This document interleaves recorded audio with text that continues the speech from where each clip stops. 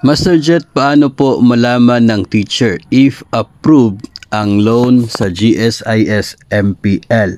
Ginamit ko po yung GSIS Touch application para mag-apply po na po. May mga requirements pa po ba para ma-approve?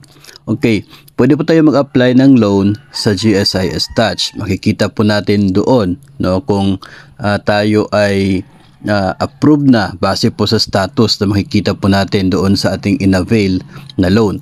Ngayon, may mga process din na nire-require ang inyo pong Agency Authorized Officer or AAO bago niya i-confirm ang inyong loan application. So mahalaga po na malaman ninyo kung ano po yung nire-require ng AAO ninyo. Baka po required po kayo na mag-submit ng payslip doon sa kanila in order for them to verify and in order for them to confirm your loan application. Pwede rin kasi na through email papunta sa mga loan verifiers. Tapos si loan verifiers ngayon ang mag-inform kang AAO na pwedeng i-confirm ang loan application ng isang DepEd personnel dahil kaya pa ng kanyang net take home pay.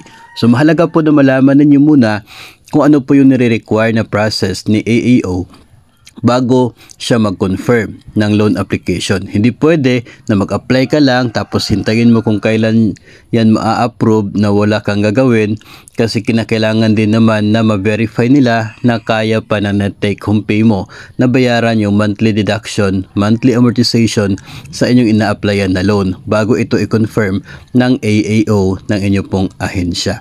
So, just make sure to ask muna sa AAO sa process o kaya maging sa kasama ninyo o kaya kay school head kung ano yung process na requirement ni AAO para masiguro po na maa-approve ang inyo pong loan application.